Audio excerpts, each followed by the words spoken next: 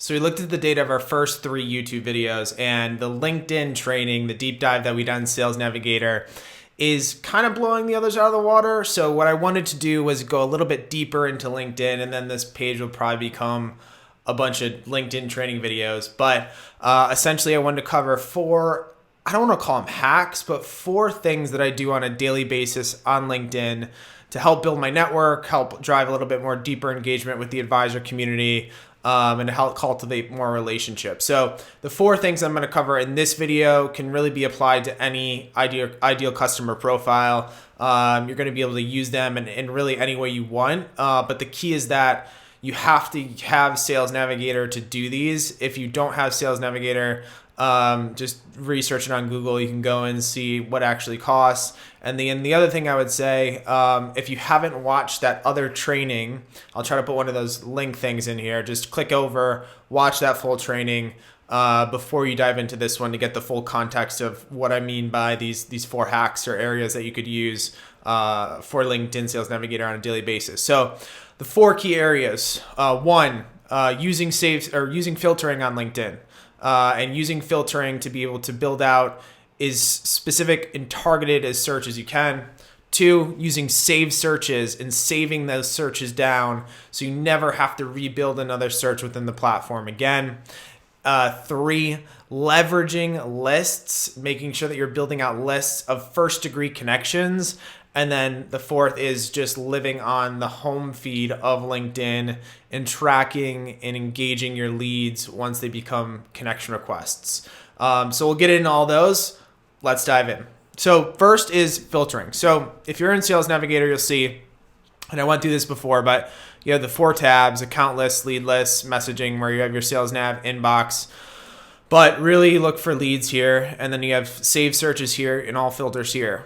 What you want to do is think about the filtering system of LinkedIn and how you can actually leverage that to go very targeted as it relates to the searches that you're doing on LinkedIn. So say you're an advisor and you're trying to partner with small business owners in the Baltimore area, or you're an advisor and you want to partner with CPAs in the Baltimore area. You're an advisor and you want to partner with tech executives in the Baltimore area. I like that one, so we'll lean on that one. So from this standpoint, LinkedIn Sales Navigator has way more filtering systems than regular LinkedIn does. And because of that, you can get very, very targeted. So you can get to a place where you're targeting tech execs in Baltimore that have 10 years of experience that only work at XYZ companies. And it can get to that level of outreach that you're doing on the platform.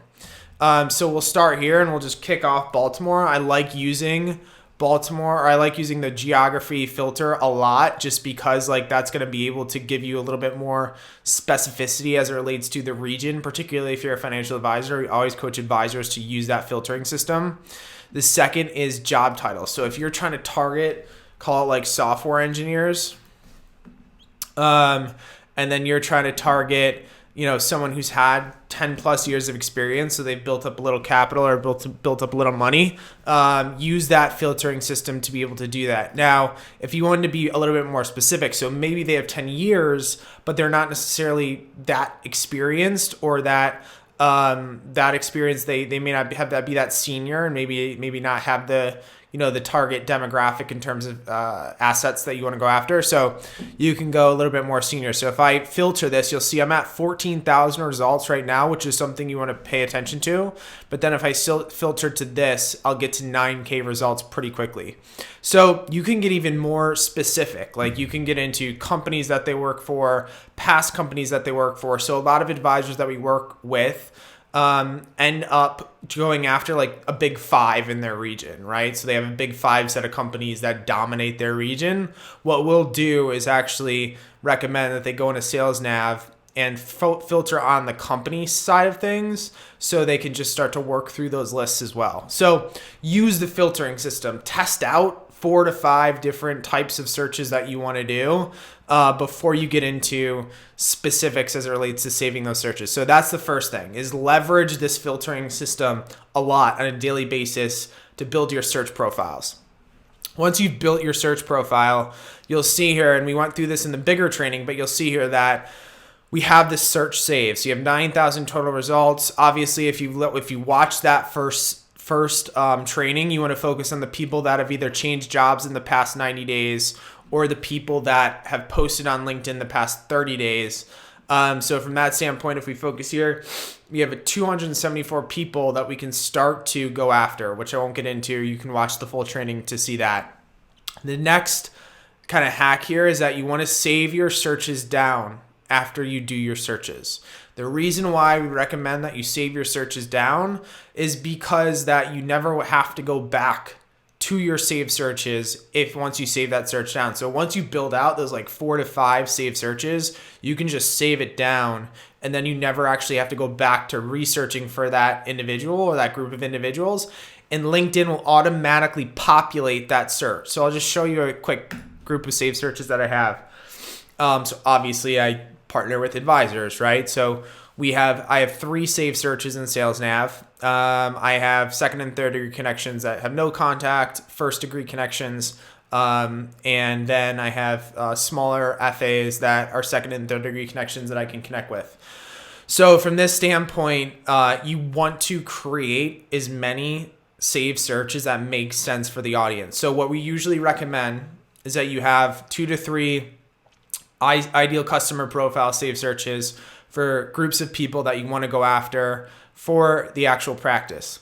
The 4th and 5th saved search could be a center of influence, could be a group of CPAs, a group of real estate agents, a group of lawyers that you want to go after too. So from that standpoint, build out and leverage saved searches, coming back to these on a regular basis. So when I log in to Sales Navigator every day, I just jump right back to, I jump to this one now, but I jump back right to my second and third degree connections. And you can see filtering all populates again. And now I can jump back to, okay, 5,000 have posted on LinkedIn the past 30 days. And I can start to send new invite requests. So I could check out Paul's profile, check him out, see what he's doing, see what he shared over the past 30 days. He shared a post from University of Michigan. Maybe he went to University of Michigan. He went to Michigan. I'm from Michigan. And that's a perfect time to connect with Paul and say, hey, Paul, saw you went to Michigan. Would love to connect. I'm from there. Add a little bit more personal experience to the message that I'm sending Paul. Remember, when we taught this in the bigger training, we're not big on sending blanket cold in-mails or blanket cold connection requests. So you want to make sure that you're viewing each individual's profile. You're taking the time to actually review who they are, add some contextual layer to the invite, and your conversion rate on invite sent to invites accepted is going to skyrocket, right? So Paul also is a former college athlete. So I'm a former college athlete. So that's a perfect bridge to making the introduction to Paul appropriately. So that's the second thing, is leverage your saved searches. So if you don't leverage saved searches, you're going to be having to recreate the wheel every single time. The third thing that you want to focus on, the third hack, is leverage lists. So one of your saved searches that you create should be a first degree connection list of individuals that you want to market or sell to. So what I mean by that is you have your second and third degrees here. Then once you've built that network up over time, where you've brought more people into your first degree network that are in your target customer profile, now you want to build a first degree connection list. So this relationship tab here, where you can filter out different tabs on if they're a first degree connection, a second or third degree connection, etc. That's a huge tab for search profiles, because if you're doing cold outreach, then you want it to be second and third. If you're doing warm outreach, you want it to be a first degree connection. So from that standpoint, for your lists, you want to build out a saved search around that first degree connection list. So you'll see here in my saved searches, I have an FA saved search of every FA that accepts my connection requests, and I go back to this list, and I go back to this search result. Once I do that, I now can build a list off of this search result, which is the first degree connection search result. So if I select all these on page 1, I then can go to save to list, and you'll see here I have a list of first degree connections where I can save the latest people who I've actually connected with onto that first degree connection list. And I covered this a little bit in that other training, but you'll see it adds anybody who already was not on that list to that list. So it just added 3 people to that list. So from that standpoint, you save one search as a first degree connection search. And then what you do is you start to build your lists off those individuals. So build your lists off those people that have accepted your requests and that now you are in your network or seeing your content, etc. Once you build that list out, head into first degree and head into lists. You can create your new lists. So from that standpoint, you can create a lead list, call it whatever you want, and then you can start to add people into that list. What I do here is I create a first degree connection list with financial advisors. So you'll see here, these are all my first degree connection lists of financial advisors. You can filter it just like you filtered the saved search experience as well. So here, posted on LinkedIn the past 30 days, I can see who's online now. I can see who's on their mobile phone. And now I can start to engage them right away. So this is something we talked about in the training, the other training as well.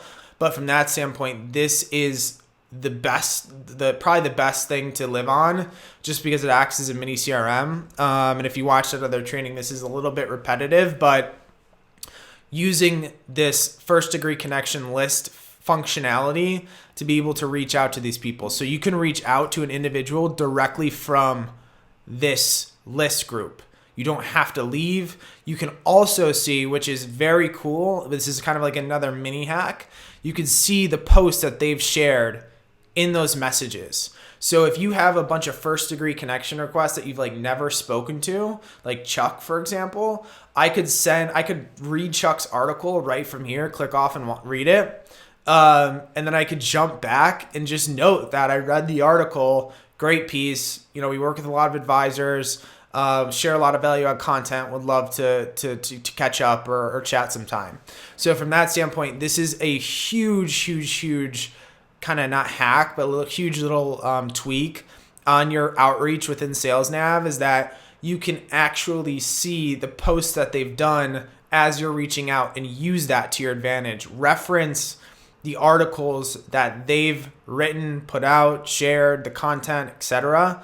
So it gives you that personal connection to that individual. So that's one I didn't have written down as one of my 4, but it's one you should be 100% using. I use it all the time when I'm doing outreach to advisors.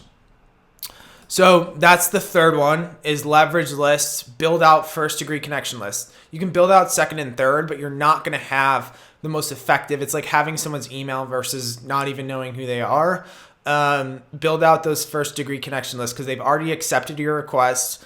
They're potentially ready to have a conversation. The key on these lists is once you start to build these first degree connection lists, you can add them every day, but don't reach out to people directly after they accept your request. We all get those emails. They're obnoxious. And then also don't lead with trying to book a meeting. Lead with sharing a piece of content. Lead with sharing a piece of information. Lead with inviting them to an event. But do not lead with try to book a meeting and set up something to get them in your lead pipeline. That is the wrong way to approach LinkedIn. Okay, last hack, again, hate calling it that, is using your home feed consistently. So here's the thing. You're obviously, as I mentioned in the other training, your home feed on SalesNav is different from your home feed on regular LinkedIn. So lead wise, you can start to everybody you send an invite request to, you can save them down as a lead. Anybody who you save down as a lead, you now can actually see every time they post content. You can see every time they change jobs. You can see when they accept your connection requests. Here, there's 2 ways to filter. You can filter by accounts, which actually can be really helpful, particularly if you're going after people in one of those big 5 companies or big 10 companies that you're going after. But what I like to do is live on the leads tab. So if I go down on the leads tab, I can see all the content that these people that I'm tracking are posting. Everything they post shows up in my leads tab. And from that standpoint, I can just view it right here, and I never have to leave the system. which is huge, right? We talk about engaging on people's content. We talk about being thoughtful with your comments and how you're liking people's information. It's not just a one-way street. LinkedIn social is not just a megaphone. So use this as much as you can to like and comment. Obviously, don't comment blanket, nice piece or great insight. Take the time to click out on the piece, the 3 minutes it takes to read an article, read the article, watch the video, and do that every single day. So those are the four. The filter functionality, leverage filters, go targeted. When you filter out, use they've posted in the past 30 days one or tab. Save searches. Make sure you're saving those searches down so you always can just come back to them. Build out lists. Make a second CRM for yourself. Spend time going through those lists every day, seeing what the engagement looks like in those individuals. And then use your home tab to track content, engage on content, and comment on content. So with that, feel free to reach out to us. Make sure you subscribe, like the video. It's help. Our YouTube page is new, so we can use all the help we can get on it. And we'll see you next week for another Inside the Strategy session.